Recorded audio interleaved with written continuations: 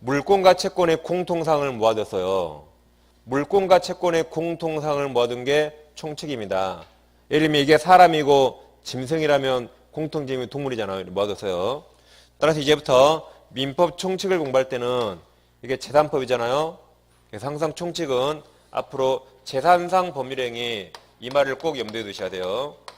개인 간의 재산상 법률행위만 총칙이 적용됩니다. 찍어도 여기다 찍어야 맞춰요. 여기다. 찍는 것도 다 실력입니다. 항상 총칙은 개인 간의 재산상 법률행위만 적용된다. 그걸 염두하시고, 이제 우리가 물권을 공부할 때는 우리가 흔히 사회에서 야 법대로 해 그러죠. 법대로 해. 이게 법대로 해예요. 물권은 법대로 하는 겁니다. 그럼 법대로 해 그럼 얼마나 없어 보여요? 그러잖아요. 그러니까 법은 유식한 걸 좋아해요. 그래서 이걸 약간 유식하게 말하면 물권은 법에 정해진 대로 해 그 말입니다. 그래서 물권 법정주의가 지배됩니다. 그래서 물권은 항상 법정주의, 법대로 한다 생각하시면 돼요. 다음 채권 시간에 우리는 계약을 공부하죠. 계약은 보통 몇 명이 체결하죠? 부동산을 매매한다. 보통 2명이 하잖아요. 매도인, 매수인. 그러죠? 그럼 자기들 멋대로 하는 겁니다. 그러죠? 계약은 자기들 멋대로 하는 거예요. 그래서 계약은 네 멋대로 하세요. 계약은 니들 멋대로 하시면 돼요. 이것도 더 없어 보이죠? 이런 애들이 엄마 책을 봤어요. 엄마 책 보고 엄마 이게 뭐야? 좀 창피하잖아요. 그래서 이걸 유식하게 말하면 계약 자유. 자유가 네 멋대로 해 그 말이죠. 계약 자유 원칙입니다. 그래서 이 큰 틀을 꼭 기억하시고 찍어도 여기다 찍어야 맞춰요. 지금 계약법이 시험에 나오는데 여기다 찍으면 틀립니다. 대부분. 물권법이 시험에 나오는데 여기다 찍으면 틀려요. 대부분. 그래서 이 큰 틀을 기억하시면 되겠습니다. 이게 민법이 이렇게 총 5편 구성되어 있고, 그럼 이제 우리 민법 시간에 뭘 공부하냐면 우리 민법 시간에 이런 걸 공부합니다. 이제 법률 행위 또는 법률 규정 둘 중에 하나가 원인이에요. 법률 행위 또는 법률 규정 둘 중에 하나가 원인이 돼서 권리가 변동되는 걸 공부합니다. 권리 변동을 공부한다. 여러 가지 권리 중에 우린 주로 물권과 채권을 공부해요. 여러 가지 권리 중에 우리는 물권과 채권을 공부합니다. 이게 우리가 민법 시간에 공부하는 가장 큰 틀입니다. 그럼 여기서 이제 대별되는 두 가지 단어가 있죠. 이 법률행위와 법률규정 구별하시고 물권과 채권을 구별하면 됩니다. 지금부터. 그리고 이제 항상 제 시간에는 이걸 유의하셔야 돼요. 제가 수업 시간에 이 내용만 했거든요. 그럼 이 안에서 한정돼 사고하셔야 됩니다. 제가 수업 시간에 말하지 않은 걸 막 생각하면 안 돼요. 아시겠죠? 제가 수업 시간에 말한 거 여기만 생각하셔야 돼요. 꼭 그럼 선생님 만약 이러면 어쩔까요? 하신 분 있거든요. 이거 하지 마세요. 이런 거.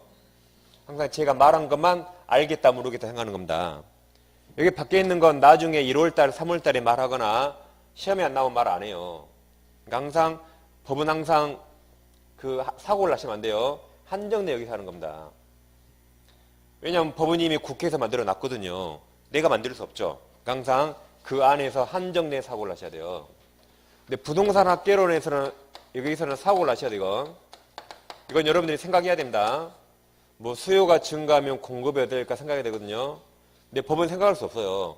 국회에서 만든 걸 그대로 우리는 받아들이는 겁니다. 항상 수업 시간에 내가 그것만 생각하세요. 자, 그럼 이제 법률행위와 법률규정이 있는데 법률행위란 아까 여기 있었죠, 여기 법률행위? 법률행위란 당사자가 원하는 대로 당사자의 의사나 의도대로 권리가 변동되면 그것을 법률행위랍니다. 즉 당사자가 원하는 대로 권리가 변동되면 그것을 법률행위를 해요. 그럼 내가 원하는 바를 표시하겠죠.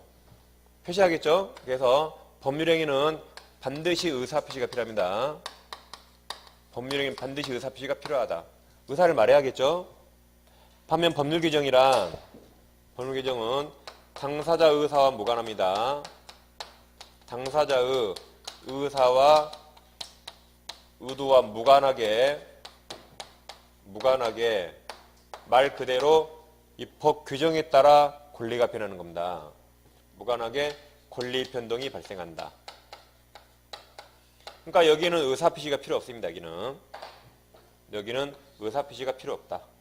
이 결론이 나오죠. 이것도 해마다 한 문제 나와요. 이 두 개를 잘 비교합니다. 한마디로 당사자가 원했으면 뭐다? 법률행위. 원하지 않았으면 법률규정, 법률규정입니다. 법에 써 있어서 법률규정이 아니에요. 법에 써 있든 안 써 있든 당사자가 원했으면 법률행위, 원하지 않았으면 법률규정 하면 됩니다. 그럼 지금부터 연습해 볼게요.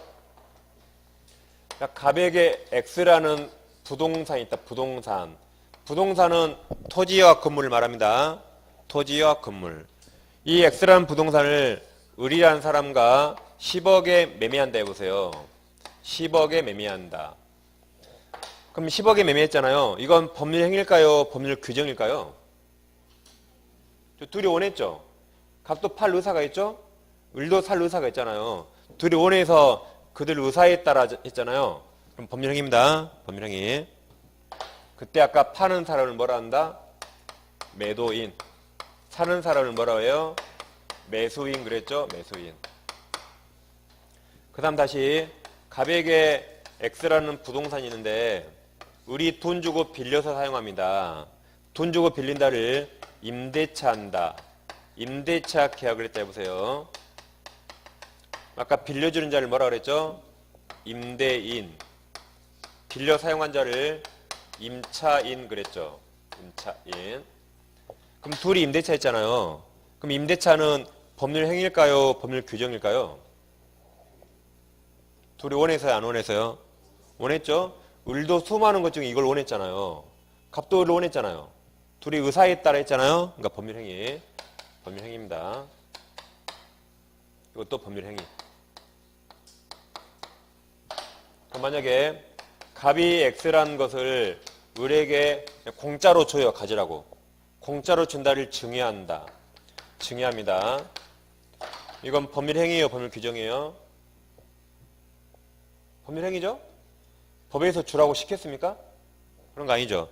갑이 주고 싶을 의사가 있고 을도 받을 의사가 있잖아요. 그러니까 법률 행위입니다. 둘이 의사에 따라 했잖아요. 원해서. 그 다음에 갑에게 X라는 부동산이 있는데 갑이 돈이 필요합니다. 돈이 필요해서 K은행 찾아와서 은행으로부터 5억을 대출받아요. 5억을 대출받고 은행에 담보를 요구하니까 이 X라는 부동산을 은행 앞으로 근저당권, 저당권을 설정한다 해보세요. 저당권을 설정하는 계약을 체결했다. 그럼 이 저당권 설정은 법률 행위일까요? 법률 규정일까요? 찍지 마시죠. 찍으면 우리는 틀립니다. 찍으면 틀려요. 둘이 원해서요? 안 원해서요? 원했죠. 값도 수많은 은행 중에 K은행을 원했잖아요. K은행도 이게 5억 가치가 있으니까 이걸 원하고 했잖아요. 둘이 의사에 따라서. 법에서 시켰습니까? 야, 너는 꼭 K한테 5억 빌려. 너는 꼭 이거 해. 법에서 시킨 거 아니죠. 둘이 원해서 했잖아요. 그러니까 뭐다? 법률 행위. 법률 행위. 그리고 지금 이제 눈치가 있어야 돼요. 제가 지금 노란색은 다 법률 행위예요. 지금 노란색은. 이번에 만약에 부모님이 있는데 부모님이 부동산이 있었거든요. 부모님이 교통사고로 동시에 사망했어요. 사망하니까 이 부동산이 자식 을에게 상속된다. 자식 을에게 상속됩니다. 그럼 죽은 사람을 피상속인이랍니다. 죽은 사람을 피상속인. 얘는 땡 잡았죠? 얘를 상속인 그래요. 상속인. 상속인이랍니다. 그럼 지금 을은 상속에 의해서 이 부동산을 취득할 수 있잖아요. 그러죠? 그럼 상속은 법률 행위일까요? 법률 규정일까요? 그거 색깔이 바뀌어서 이제 법률 규정입니다. 아까 우리 시험에 안 나오지만 상속법에서 상속 순위가 있어요. 사망하면 자식이 1순위, 1순위예요. 상속 1순위. 그래서 상속법에서 그 법규정 상속 순위에 따라서 이게 자식한테 넘어갑니다. 그래서 이건 뭐다? 법률 규정. 이번에 만약에 아버지가 살아생전에 뭐라 그랬냐면 나 죽으면 이 부동산 장남을에게 줘 그랬어요. 아버지가 살아생전에 나 죽으면 이 부동산을 장남을에게 줘. 그럼 죽으면 주라 그랬죠. 그걸 유언으로 증여했답니다. 살아서 주는 게 중요해요. 살아서 주는 게 중요합니다. 그리고 나 죽으면 줘. 그게 유언으로 증여했다 그래요. 그래서 갑이 유증을 이미 해뒀거든요. 그리고 한 3년 후에 죽었다 해보세요. 3년 후에 사망했다. 그러면 을 주라 그랬죠. 그럼 을은 유증에 의해서 X를 취득할 수 있죠. 그러죠? 그럼 유증은 법률 행위일까요? 법률 규정일까요? 유증으로 이제 을은 이걸 취득하죠. 법률 행위예요, 규정이에요? 노란색 행위라 그랬어요, 행위. 이건 법률 행위입니다. 아버지가 원했잖아요. 아버지가 나 죽으면 을을 줘 그랬죠. 아버지 의사에 따라 넘어갑니다. 그러죠? 그러니까 법률 행위. 근데 부모님이 이런 걸 남긴 적이 없어요. 남긴 적 없는데 갑자기 교통사고로 갔다. 그럼 부모님이 의사가 없죠. 그때는 상속법에서 상속 순위에 따라서 을에게 옵니다. 그건 법률 규정. 부모님이 원한 적 없죠. 이건 갑이 원했잖아요. 그래서 원했으면 법률 행위.